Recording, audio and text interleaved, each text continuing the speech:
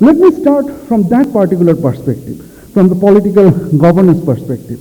And as long as we have Dr. Ali Riaz with us, I want to start with him. To Dr. Ali Riaz, my question is, whenever we are talking about political governance, whenever we are talking about a democratic political governance, how should we actually define that concept? How should we actually sort of think about political governance in the perspective of Bangladesh? And how will you sort of, analyze the current state of democratic governance in Bangladesh? Over to you, sir. Okay. Yeah. Can you hear me now? Yes, sir, we can. Yeah, go ahead. Okay. Sorry for the interruption. It seems to be there's some confusion with respect to the muting, those technical things here. Nevertheless, what I was saying, thank you. Thank you for this generous introduction, and thank you to CJS for arranging this wonderful session and giving this opportunity to join this esteemed panel. As you have raised, of course, there are two ways to assess the governance, and you are trying to focus on the political part of it. Let me put it this way. The way I see the question of governance and assessing, particularly when we are looking at the 50 years of celebration of Bangladesh, there are two ways to look into it.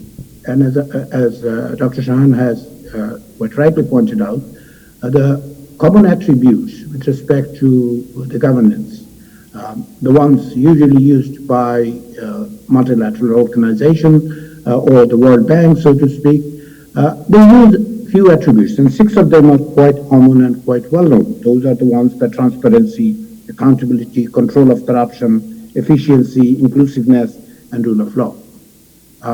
In a sense, those are the operative part of it. Governance in the sense of the daily routine works that you can think of. That is one way to look at it. Its importance and its significance cannot be underestimated, or definitely I would not say that these are not useful. Of course, those are, and we will use those even in case of Bangladesh, when Bangladesh is celebrating the 50 years, or even if it is 100 years, we are going to use some kind of attributes to look into it. Over the last 50 years, based on these attributes, whether the Bangladesh has succeeded, or at least, if you are asking me, I can yes. So, I am asking you, sir. So, yeah. Now, what I was saying is that the one way to assess with this, using these indicators, these attributes that we know of, and in this context, one of the major problems that we have seen is, say, for example, the transparency issue or the accountability issue. Particularly if you look at the accountability issue, in case of the governance in Bangladesh, throughout the past 50 years, the accountability, there are various ways of accountability. One, of course, is the vertical one that we know of. The vertical one is the electoral system to begin with. And over the last 50 years, what we have seen, if you discount the first 2 decades, because the first two decades, most of it was under the military regime, hence there was no reason for even expecting a sort of accountability, because the military regimes have ruled the country without any mandate. Hence, even before that, there has been tendency of authoritarianism despite the election. But since 1991, when we saw Bangladesh started this third decade, the accountability mechanism that was supposed to be in place, the vertical accountability mechanism that was supposed to be there, is the election. Initially, there was a system that has emerged out of the caretaker government that would allow to have at least once in 5 years, an election which is fair, or relatively fair at least, and acceptable and inclusive, definitely. But that situation is gone. So if you look at this vertical accountability mechanism, that has left completely, left out of this accountability mechanism that Bangladesh could have, should have, and would have been. In a similar fashion, if you are talking about the horizontal mechanism of accountability, the civil society, or in case of the parliamentary system, as we know, the parliamentary committees. But given that the parliament has not actually functioned well in case of Bangladesh, and the parliamentary committees have not succeeded in managing or maintaining some sort of, supervision or monitoring of the governance part, that is the executive part, we didn't see much. But also, in terms of this horizontal law, there are other ways of other mechanisms that should have been there. The institutions, such as National Human Rights Commission, such as SAC, that is Anti-Corruption Commission, or other organizations that could be, the civil society organization could have. But even if we take that the horizontal mechanism would be the ones which are constitutionally mandated, such as National Human Rights Commission, such as this Anti-Corruption Commission, none of them actually function. None of them practically function because whoever is in power have never been committed to this accountability mechanism. Even today, if you look at these, what we have seen, National Human Rights Commission has not been, has not taken up any issue that would make the incumbent uncomfortable, so to speak.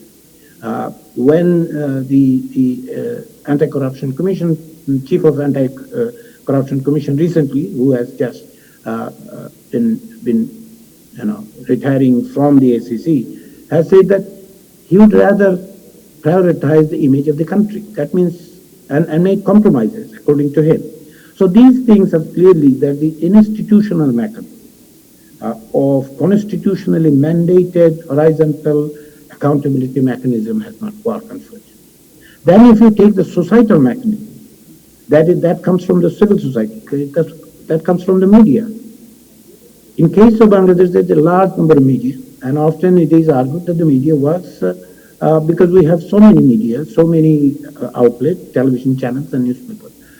But given the relentless attack on the civil society, vilification of civil society that we have seen over the years, once there was a very vibrant civil society in Bangladesh, which could have been, initially there have been some kind of accountability, at least the demand from accountability.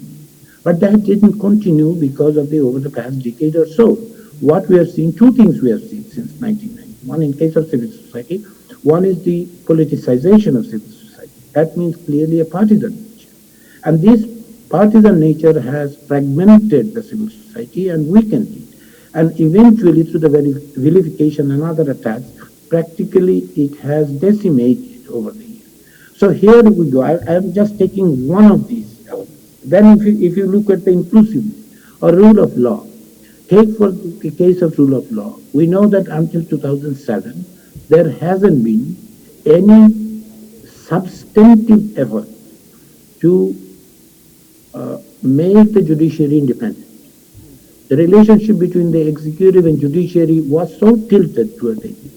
The independence of the judiciary was completely non-existent, despite the fact the Constitution actually talked about it. Hence, we have seen in 2007, unfortunately, a government which was not mandated to govern came forward and done it, which reflected the court's verdicts. But what happens? Recently, retiring justice of the Supreme Court has mentioned that it is only on paper. He didn't go further than that. But he told us that we know.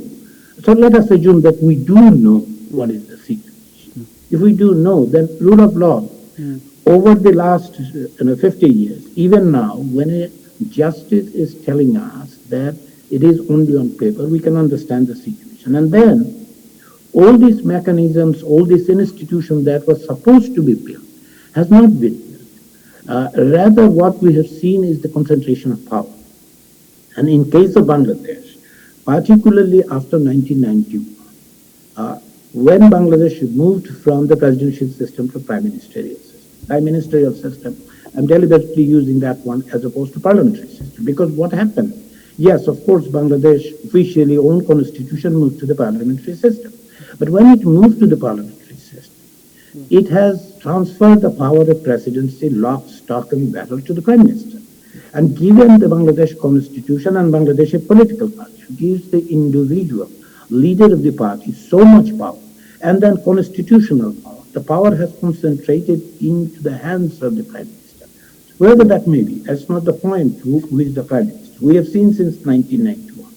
Gradually, this is called executive aggrandizement. Prime Minister represents the executive party.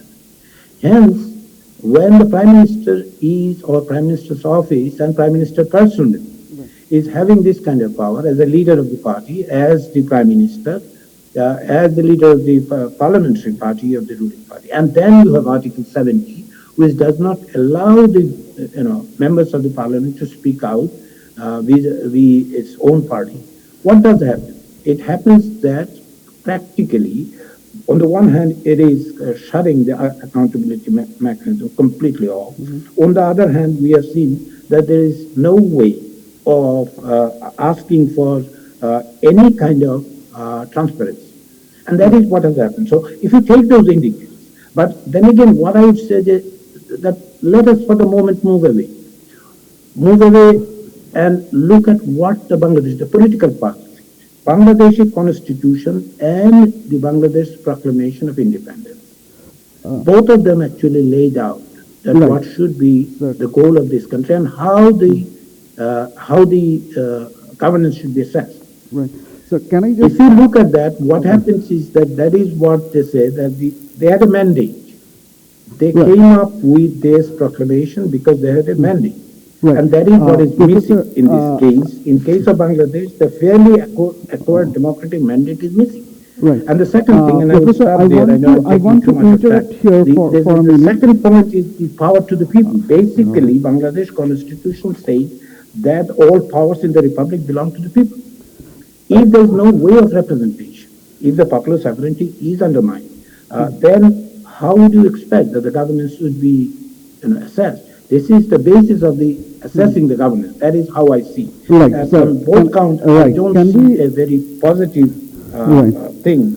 So I will come back to you. I mean, due to time constraint, I have to sort of move ahead. There are several issues that you have raised regarding the role of the institutions of accountability, how they are failing, how the democratic system has kind of, faltering. We will come back to those issues later. But you kind of set up kind of a good stage for the next question, that when we are talking about all the failures of the democratic system, we still see that Bangladesh is improving. Bangladesh is making achievements in the development area. That is why we often consider Bangladesh as a development paradox. Yes, Professor Ali Riaz, if you can hear me. Dr. Shahan, if we want to look at the future is made today. Future is not something that is going to emerge out of nowhere. The current trajectory that we see with respect to the institutional building, there's no incentive from the incumbent for building these institutions. Rather, they would prefer not to have those institutions. As Dr. Badullah Mujumdar has rightly pointed out, the institutions, if we call it non-state actors, they are practically decimated, weakened, silenced, and the constitutional institutions have not been built as such to supervise, to monitor.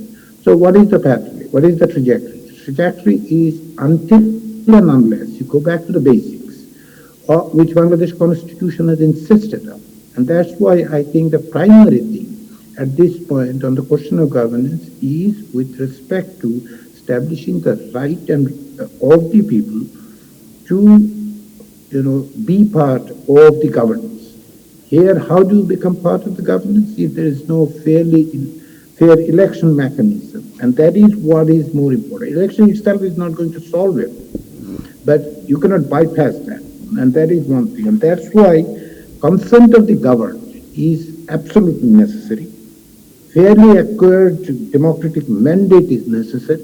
Without those, Bangladesh may achieve some economic growth, which also is lopsided to some extent.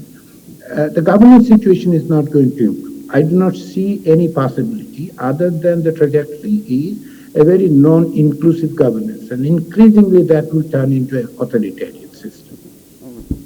Thanks a lot, Dr. Riaz, thanks for... I've been given the opportunity to take one more question, the gentleman over there, and then I will come back to the panel. Thank you, sir. I am Mahata from Center for Governance Studies. My first question is to Famida ma'am, is that since considering the political instability in Bangladesh and other social status, do you think Bangladesh really in a position to talk about good governance, or the governance situation is not in a good hand?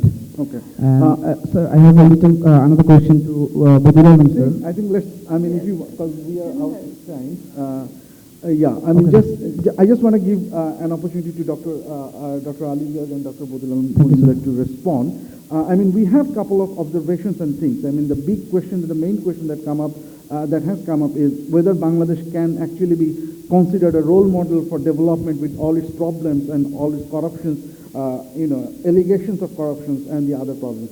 Dr. Ali Riaz, very, quickly if you want to sort of, respond, and then I will go to Dr. Bodilam. If I have understood the question well, the I question mean, is whether Bangladesh can be considered as a role model despite all these things. Is that the question, Dr. Shah? Yes. The main question is, considering all of the allegations that we have, about corruptions, about politicization and others, should we actually consider Bangladesh as a role model of development? See, it depends on the perspective, whether you want to be a role model of what. Having what we have discussed, what the media has already brought in, and that, yes, Bangladesh is making progress in terms of the growth, but this growth has been so lopsided, and the disparity has increased. So, if you are considering a part of it, that growth has been achieved despite bad governance, is it the role model? Is it the pathway? Is it replicable? I don't think it is replicable. The role model has to be replicable. I don't think it is replicable. Hence, for me, the perspective is whether it is inclusive. Whether you are talking about the growth, economic growth, or you are talking about the political system. The non-inclusive part, with lack of institutions, where partyarchy has become practically the modus operandi, and then we have this new patrimonial thing. That means the resources, state resources, are being used for patronage and networking. All these things coming together, I don't see that can be a replicable model for anybody. Even for Bangladesh, going forward, Bangladesh should take a very clear look at it, that whether this is a sustainable model, the corruption, the new patrimonial networking, and this rent seeking, is it a model that Bangladesh should pursue? Besides that, if we go back to the fundamental question, was that the promise of 1971, that this is the kind of Bangladesh we would aspire and establish? I don't think so. Okay, thank you.